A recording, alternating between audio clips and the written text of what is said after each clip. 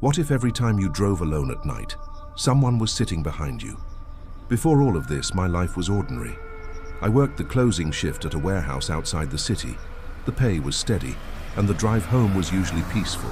30 minutes of quiet roads and tired radio stations. Nothing unusual, nothing strange, until the night I accidentally took the wrong exit. I missed a turn after a 12-hour shift and ended up on an old service road locals call Mile 13. I'd never driven it before.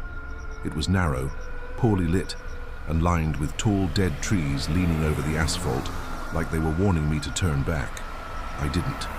Halfway down that silent road, I saw something on the shoulder, a stalled car, hazard lights blinking weakly. I slowed down.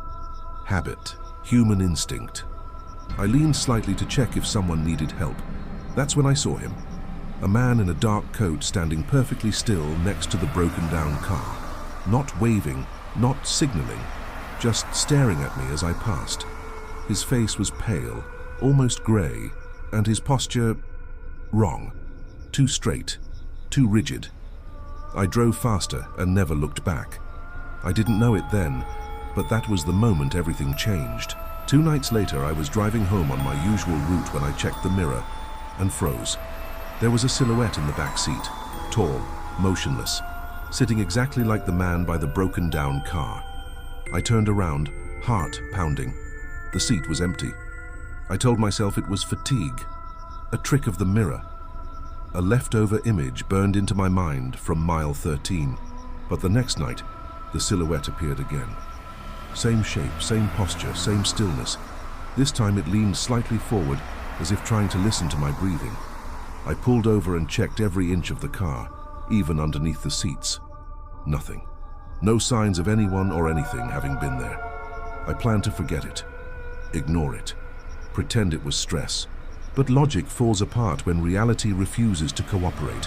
3 nights later, it escalated. I heard the seat behind me creak, not loudly, not dramatically, just the soft, sinking weight of someone shifting their position. I didn't turn around. I couldn't. Instead, I kept my eyes on the mirror. The silhouette was closer now, not touching me, not reaching, just watching. I tried to connect the dots. What had changed? What had I done differently? Why now? Why me?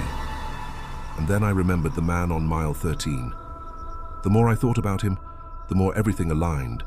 The height, the posture, the frozen stillness, the grey face. What if he hadn't been stranded down but waiting? A week after the first appearance, something happened that destroyed every logical excuse I had left. A handprint appeared on the inside of my rear window.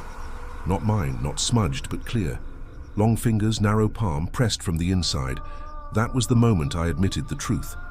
Whatever I saw that night didn't stay on the side of the road.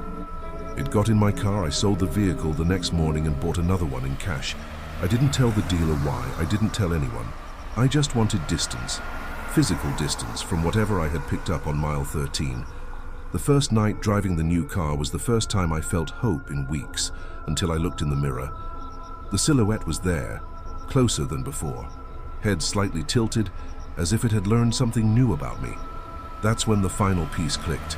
It wasn't haunting the car, it was haunting me. Maybe I caught its attention. Maybe it mistook my slowing down as an invitation.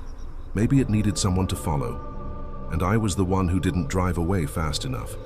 It never touches me, never speaks, never moves unless the roads are empty and the night is cold.